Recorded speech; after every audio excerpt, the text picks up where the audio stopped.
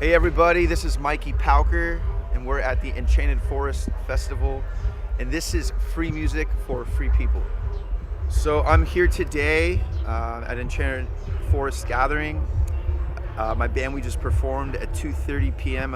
at the Knoll stage, and now we're just enjoying. A soul spark will never fade. We have to remember we're not in control. So a couple years ago, I was living out in Jerusalem. I was studying in a spiritual community, and it was the first time in my life where I met a teacher, an elder who his name is Rabbi Shalom Brat, who would take me every morning. He's like, an elder man who's the rabbi of this religious seminary. Would take me to the waters every morning and bring me and dip me in the waters, and he taught me how to have a prayer practice and how to walk in this world in a good way. And I ended up studying with him for a good 6 months, and then realizing, this was years ago, that it was time for me to come back to America to record an album, which was a couple albums ago, called Extraordinary Love. And a lot of the songs were based off of my experiences in Jerusalem and also living up in the town in the north of Israel and Palestine, known as Sfat.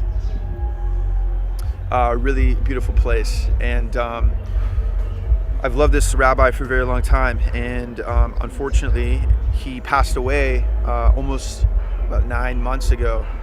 And his message for me, something I learned, was that it's to share the prayer with everyone and anyone, and that every single being has access, if we choose, to Great Spirit and to the energy, if you don't believe in God, beyond us. And so I'm really grateful for being able to study with this rabbi. And when he passed, I was actually at a gathering with my community, because I'm also working in a community called Wilderness Torah in the Bay Area, and we were simulating a vision quest. So people in our community, they go out on a piece of land and they pray for their lives. Actually, the youth do this in our organization, and also at a few other festivals, adults do this. And we simulated with adults, and we were in the Santa Cruz Mountains, and we lit a sacred fire. And we were welcoming out all the people who were going to go sit on the vision quest out to go out and tend that fire. And we were waiting, and we were outside, and we were singing this chant. We were chanting the word shalom.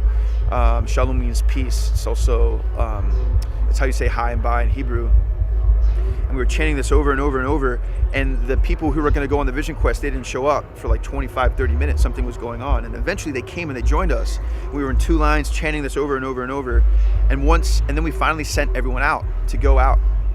And when I head back to camp, I got the sad news that Rabbi Shalom Brat passed. And so we actually were chanting his name as he left his body, not knowing that he was going to die and transition on. And every time that I pray, and every time that because for me, my music is a prayer.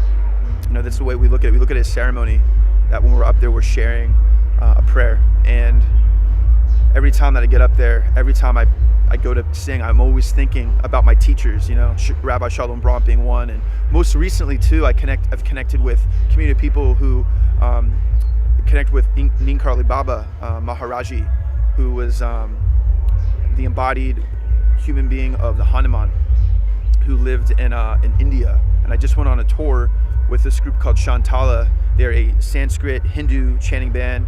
And then my music, which is based off of Kabbalist texts and the Torah, we did this tour together called the Shalom Tour.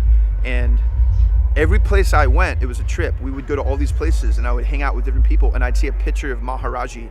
You see this being, Baba, this teacher, in a blanket. And his main message was the way to really serve the world, the way to be spiritual. It's not about praying. It's about feeding everybody. Everybody needs to eat, literally, tangibly eat.